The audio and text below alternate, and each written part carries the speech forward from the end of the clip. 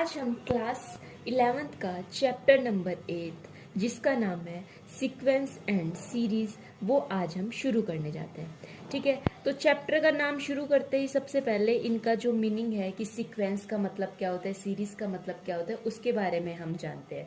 Sequence का मतलब क्या होता है, जैसे इंग्लिश का ये एक वर्ड है सीक्वेंस, तो जो मतलब इंग्लिश में होता है ना, ऑर्डिनरी इंग्लिश में जो मतलब होता है वो ही इसका मतलब होता है। किसी चीज को सीक्वेंस में क्या करना, अरेंज करना, या फिर किसी कलेक्शन ऑफ ऑब्जेक्ट को क्या करना, कलेक्ट करना, इसके अंदर हम फर्स्ट एलिमेंट को, सेकंड एलिमेंट को और लास्ट एलिमेंट को, इन सबको क्या कर सकते हैं, आइडेंटिफाई कर सकते हैं कि इस तरीके से हमने अरेंज किया, इधर ऑब्जेक्ट 1 2 3 इस तरीके से अरेंज किया, तो हमें पता है कि फर्स्ट में एलिमेंट हमारा फर्स्ट है, फिर ये जो सेकंड नंबर पे है ये सेकंड एलिमेंट, और ऐसे ऐसे चलते चलते जो 10th नंबर पे वो 10th एलिमेंट है। और जब ये सीक्वेंस कोई एक स्पेसिफिक पैटर्न को फॉलो कर लेती है तो उसे हम क्या कहते हैं, प्रोग्रेशन कहते हैं। ठीक है, जब एक सीक्वेंस एक स्पेसिफिक पैटर्न को फॉलो करते हैं तो उसे प्रोग्रेशन कहते हैं। जैसे हम पढ़ के आ चुके हैं am arithmetic mean, GP geometric mean, और अब एपी पढ़ के आ चुके क्लास 10th में।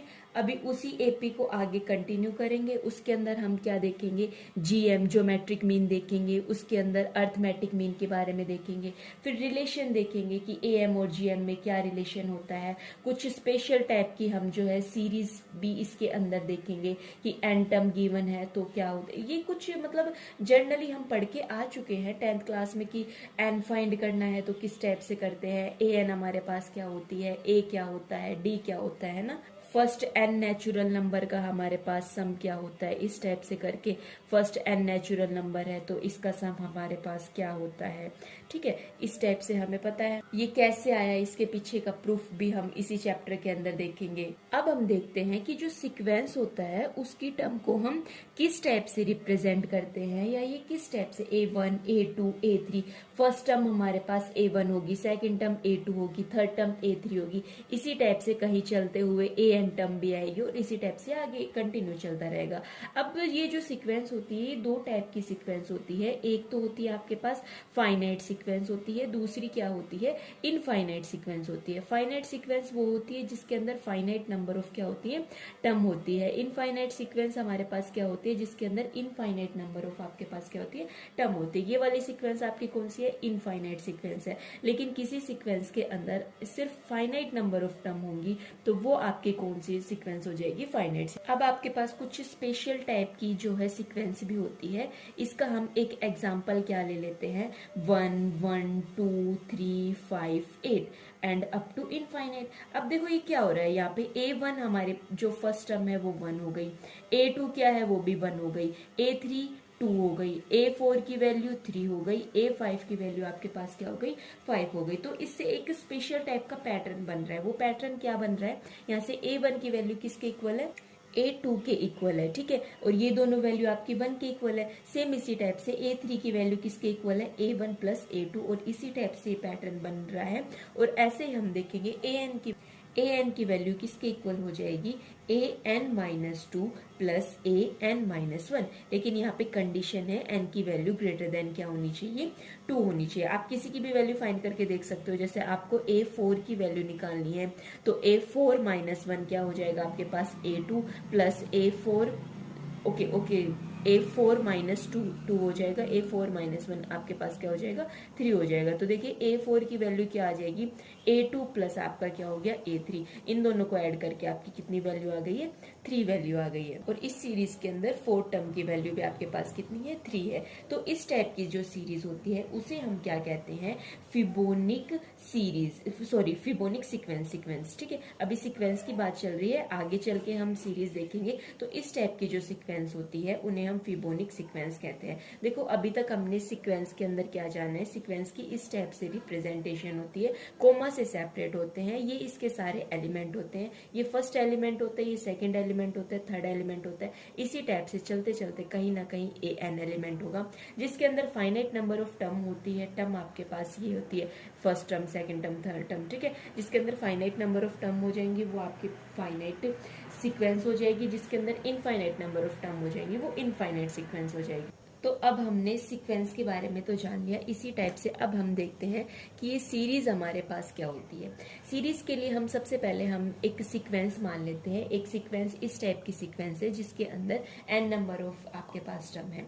अब जब इस सीक्वेंस को हम इस एक्सप्रेशन को प्लस से क्या कर देते हैं, ऐड कर देते हैं। क्या मतलब समझे, जब a1 plus a2 plus up to दी कहाँ तक आता है, an तक, जो इस टाइप का जो एक्सप्रेशन होता है वो ही आपके पास सीरीज होती है। ये आपके पास क्या थी, गिवन सीक्वेंस थी। इस सीक्वेंस की हमें जो सीरीज बनानी है वो हम बीच में कोमा की जगह सिर्फ क्या आ जाता है, एडिशन आ जाता है। अब जैसे सीक्वेंस आपके पास फाइनाइट इनफाइनाइट हो सकती थी, सेम इसी टाइप से सीरीज भी आपके पास दो टाइप की हो सकती है, फाइनाइट एंड इनफाइनाइट। अब वो किस पे डिपेंड करेगा, ऑफ कोर्स सीक्वेंस पे ही डिपेंड करेगा। सीरीज की जो है नोटेशन होती है, नोटेशन ये जो इस टाइप का जो सिंबल होता है इसे हम क्या बोलते हैं, सिग्मा बोलते हैं। ठीक है, अब सीरीज को किस टाइप से डिनोट कर सकते हैं हम, sigma of k is equals to 1 से लेके n तक, यहाँ पे क्या हो जाएगा, a के हो जाएगा। जब ये जो सिग्मा होता है ये और कुछ नहीं है, इसका मतलब है कि ये जो सीरीज है आपकी बीच में एडिशन का साइन आता रहेगा। ठीक है, k की वैल्यू पहले 1 होगी, फिर k की वैल्यू 2 होगी, फिर k की वैल्यू 3 होगी, बीच में एडिशन सिमिलरली चलता रहेगा। कहाँ तक रहेगा, ये n तक इसकी वैल्यू रहेगी। जहां हम ये वर्ड बोलेंगे कि sum of series, sum of series का मतलब हो जाएगा इसकी आपको कुछ वैल्यू निकालनी है। वैल्यू निकालनी मतलब जैसे मैंने एग्जांपल लिया 1 + 2 + 3, अब मेरे से पूछ लिया कि सम ऑफ सीरीज क्या होगी। सम ऑफ सीरीज इन तीनों को, आप इन तीन टर्म को सिमिलरली क्या कर दोगे, ऐड कर दोगे। ठीक है, अब आपके पास क्वेश्चन किस टाइप के आएंगे, क्वेश्चन आ सकता है आपको an की वैल्यू दे देगा, an is equal to 2n + 5 बोल देगा, इसकी आप क्या फाइंड करो, फर्स्ट 2 टर्म फाइंड कर दो। फर्स्ट 2 टर्म कैसे फाइंड करेंगे, एक बार n की जगह मैंने वैल्यू क्या पुट कर दी है, 1 पुट कर दी है। सेम इसी टाइप से एक बार n की जगह मैं क्या वैल्यू पुट कर दूंगी, 2 वैल्यू पुट कर दूंगी। ठीक है, तो ये जो फर्स्ट 2 टर्म आपके पास क्या आ गई है, ये आपके पास फर्स्ट 2 टर्म आ गई है। एक और एग्जांपल देख लेते हैं। उस एग्जांपल में यदि आपके पास an की value n - 1 into 2 - n into 3 + n ये गिवन है और कह रहा है कि आपको a20 की वैल्यू फाइंड करनी है। ये जो नीचे होता है ये n होता है। ठीक है, यहाँ पे n की वैल्यू कितनी है, 20 है। तो जहां जहां n है वहां वहां हम क्या वैल्यू पुट कर देते हैं, 20 वैल्यू पुट कर देते हैं। ठीक है, अब इनको पुट करने के बाद सिंपली जब हम इनको सोल्व करेंगे तो आपके पास क्या आ जाएगा, आप इनको सिंपली मल्टीप्लाई कर सकते हो। मल्टीप्लाई करने के बाद आपके पास कुछ ना कुछ एक स्पेसिफिक वैल्यू आ जाएगी। ठीक है, ये वैल्यू आपके पास आ गई है। इसी टाइप से 8.1 जो आपकी एक्सरसाइज है वो आप सोल्व कर सकते हैं। आपके पास सिर्फ an की वैल्यू गिवन होगी। an की वैल्यू से या तो ये खुद स्पेसिफिक वैल्यू पूछ लेगा या फिर बोलेगा फर्स्ट 5 टर्म फाइंड करो, फर्स्ट 3 टर्म फाइंड करो। इसी टाइप से जो है आप सोल्व कर सकते हो। सिंपली n की जगह क्या करनी है, वैल्यू पुट करनी है। अब हम जो है ज्योमेट्रिक प्रोग्रेशन का थोड़ा सा इंट्रो देख लेते हैं। ठीक है, आपके पास ज्योमेट्रिक प्रोग्रेशन जिसे हम क्या बोलते हैं, जीपी बोलते हैं, वो किस टाइप का एक्सप्रेशन होता है, उसमें क्या होता है। ज्योमेट्रिक प्रोग्रेशन भी एक टाइप की सीक्वेंस ही होती है। जैसे आपकी कोई भी एक सीक्वेंस है, इसको मैं जीपी कब बोलूंगी, हो सकता है may be infinite may be finite, same उसी टाइप से सीरीज की तरह। ठीक है, इसे मैं जीपी कब बोलूंगी, if ak+1 upon ak is equals to r। अब इस बात का मतलब क्या है, जहाँ पे k की वैल्यू आपकी क्या हो जाएगी, ग्रेटर देन इक्वल टू 0। ठीक है, ये एक इस टाइप की सीक्वेंस को मैंने ज्योमेट्रिक प्रोग्रेशन में बोला यदि इसकी second term upon first term, देखो ak+1 अपॉन ak, k की वैल्यू यदि मैं 1 मानती हूँ तो ऊपर क्या आएगा, 2 आएगा। तो ये कैसे आएगी, a2 अपॉन a1। इन दोनों का तब मैं रेशियो फाइंड कर रही हूँ, इन दोनों टर्म को जब मैं डिवाइड कर रही हूँ तो कोई भी एक r के इक्वल आ जाए। r आपका क्या है, कोई भी कांस्टेंट टर्म हो सकती है। कह रहे हैं आप कोई भी 2 टर्म को, जब ऊपर बड़ी वाली टर्म होनी चाहिए, जैसे a10 upon a9, a12 upon a11। ठीक है, जब आप कोई भी ऐसे 2 टर्म का रेशियो निकाल रहे हो तो वो कोई भी एक क्या आ रहा है, फिक्स नंबर आ रहा है, r आ रहा है, कोई भी कांस्टेंट नंबर आ रहा है। हम इसका एग्जाम्पल लेके देख सकते हैं। जैसे मैंने एग्जाम्पल में लिया 2, 4, 8, 16 end up to infinite. Check करते हैं सबसे पहले कि क्या ये आपका जीपी में है। तो जीपी कहता है कि आपकी second term upon first term a2 upon a1, a2 आपके पास 4 है, a1 आपके पास 2 है, तो इन दोनों का रेशियो आपके पास 2 आ रहा है। फिर मैंने निकाला a3 upon a2, a3 upon a2, ये आपके पास फिर से 2 आ रहा है। फिर मैंने निकाला a4 upon a3, a4 upon a3, इसकी वैल्यू भी 2 आ रही है। तो r की वैल्यू यहाँ पे क्या हो गई, आपके पास टू, ये कोई भी एक फिक्स कांस्टेंट आ रहा है, तो ये जो गिवन सीक्वेंस है आपके किसके अंदर है, जीपी के अंदर है। अब जो जर्नल फॉर्म होती है, जैसे हम अर्थमेटिक मीन के अंदर देख के आए थे, सेम उसी टाइप से ये जो जर्नल सीक्वेंस होती है जीपी की, वो हम कुछ इस टाइप से लिखते हैं। अब इस टाइप से हम क्यों लिखते हैं, देखो second term upon first term, second term upon first term r आ गया, ठीक है, third term upon second term, third term upon second term r आ गया, फिर fourth term upon third term जब मैंने किया तो मेरे पास फिर से क्या आ गया है, आर आ गया। अब आप एक बात नोटिस कर रहे हो कि ए आर की एन, इसकी वैल्यू किसके इक्वल, सॉरी ए एन की, ए एन वो वैल्यू किसके इक्वल है, ए आर की पावर एन माइनस वन। क्या मतलब समझे, जब मेरे को ए थ्री निकालना है तो ए आर की वैल्यू थ्री माइनस वन, तो ए आर की वैल्यू आपके पास आ गई है टू। तो देखो a one a two a three, क्या ए थ्री की वैल्यू ए आर स्क्वायर है, बिल्कुल ये ही इसकी क्या है, वैल्यू है। जहाँ पे आर जो होता है, आर को हम बोलते हैं कॉमन रेशियो, ठीक है, जैसे उसके अंदर कॉमन डिफरेंस बोलते थे, किसके अंदर, अर्थमेटिक मीन एपी के अंदर, ठीक है। आर आपका कॉमन रेशियो होता है, ए जो होती है वो आपकी क्या होती है, फर्स्ट टर्म होती है।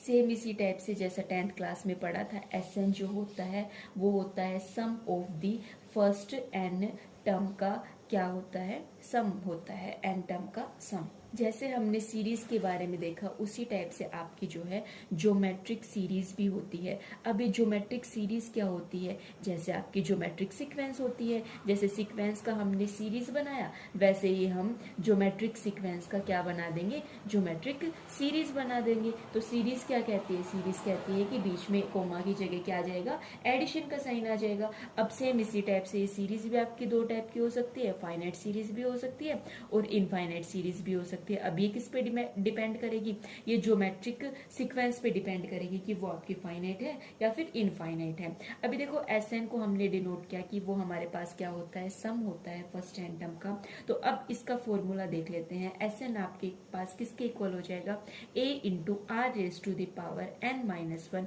Upon r minus one. लेकिन यहाँ पे एक कंडीशन लगाएगा, आपकी कंडीशन क्या है, जब आर की वैल्यू यहाँ क्या हो, ग्रेटर देन वन हो। देखो आर की वैल्यू यदि इक्वल टू वन आ जाएगी, if r equal to one, तो अपोन में क्या हो जाएगा, जीरो हो जाएगा। अपोन में zero something number upon zero, तो वो तो इनफाइनाइट होता है, हमें पता है। तो आर इक्वल टू वन तो आपके पास पॉसिबल नहीं होगा, इस केस के अंदर की बात चल रही है। अब आर की वैल्यू यदि आपके पास लेस देन वन आ जाएगी, तो नीचे क्या आ जाएगा, नेगेटिव वैल्यू आ जाएगी। अभी आप ही देखिए, ये सब आपके पास पॉजिटिव नंबर्स हैं, हाँ मे बी वो आगे चल के हम देखेंगे कि ये नेगेटिव हो सकते हैं, नहीं हो सकते, इनके बारे में आगे हम डीपली देखेंगे, ठीक है। लेकिन यहाँ पे क्या आ जाएगी, आपकी नेगेटिव वैल्यू आ जाएगी। अब ये बताएं आपकी if r equals to one, तो भी तो कुछ ना कुछ तो वैल्यू आएगी। हाँ जी बिल्कुल आएगी। आप देख लीजिए, जब आर इक्वल टू वन है तो इस सीरीज के अंदर आप जो है आर की वैल्यू वन पुट कीजिए। आर जहां जहां आर है वहां वहां आप क्या पुट कर दीजिए, वन पुट कर दीजिए। यहाँ भी वन हो जाएगा, यहाँ भी वन हो जाएगा। और वन की पावर तो कितनी भी हो, वन की पावर 100 हो, 1000 हो, कोई भी एन भी पावर हो वन की, तो उसकी वैल्यू आपके पास वन ही होती है। तो अब ये देखिए, इन सब सीरीज को आपने ऐड किया तो ये अप टू कहाँ तक हो गए, एन तक हो गए। तो इन सीरीज का सम आपके पास क्या हो जाएगा, टोटल नंबर क्या है, एन है। या फिर एक और भी आइडिया है, आप इन सब के अंदर से क्या कॉमन निकाल लीजिए, ए कॉमन निकाल लीजिए। अंदर क्या बचेगा, इसके पास भी वन, इसके पास भी वन, एंड अप टू क्या बचेगा, वन बचेगा। ये कितने वन है, एन टाइम्स तक वन है, तो ए इंटू क्या हो जाएगा, एन हो जाएगा। तो यदि आर की वैल्यू वन है तो जो सम ऑफ सीरीज है वो आपका क्या हो जाएगा, एन इंटू ए हो जाएगा। सेम इसी टाइप से इसका एक एग्जाम्पल देख लेते हैं। एग्जाम्पल में हमने लिया कि एक कोई आपके पास जीपी है, किस टाइप की जीपी है, 5, 25 एंड दी 125। सबसे पहले ये बताएं क्या ये जीपी है, हाँ जी बिल्कुल जीपी है। कैसे बता दिया मैंने ये जीपी है, मैंने second term upon first term का रेशियो निकाला, वो मेरे पास 5 आया। फिर मैंने third term upon second term का रेशियो निकाला, वो भी मेरे पास 5 आया। तो मैंने बोल दिया कि ये भाई आपके पास जीपी है। सबका कॉमन जो रेशियो है वो क्या आ रहा है, सेम आ रहा है, ठीक है। अब क्वेश्चन में मेरे से पूछ रहा है कि आप जो है A tan की वैल्यू को फाइंड करो, ठीक है। और जो है इसकी ए एन टर्म को क्या है फाइंड करो। अब तो कोई दिक्कत ही नहीं है, मैंने अभी अभी तो देखा है ए एन की वैल्यू किसके इक्वल है, a r raise to the power n minus one के इक्वल है, कोई दिक्कत नहीं। अब मेरे को किसकी वैल्यू फाइंड करनी है, ए टेन की वैल्यू फाइंड करनी है। ए टेन की वैल्यू मैं कैसे फाइंड करूंगी, ए की जगह क्या वैल्यू पुट करती हूँ, 5 पुट करती हूँ, आर की जगह क्या वैल्यू पुट करती हूँ, फिर से 5 वैल्यू पुट करती हूँ,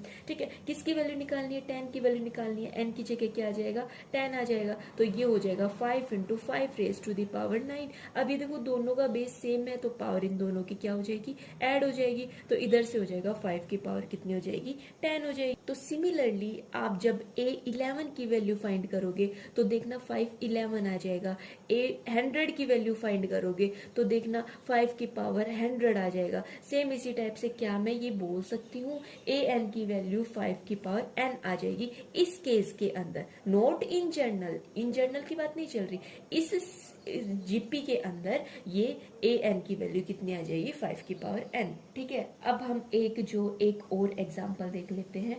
इस एग्जांपल में ये आपसे कह रहा है कि आपको क्या फाइंड करना है, sum of the first n term find करनी है इस जीपी की, ठीक है। हम कर लेते हैं, सबसे पहले हम ए की वैल्यू देख लेते हैं, 1 आ गई। फिर अब हम आर की वैल्यू देखेंगे, कैसे देखेंगे, सेकेंड टर्म को फर्स्ट टर्म से डिवाइड करके देखेंगे।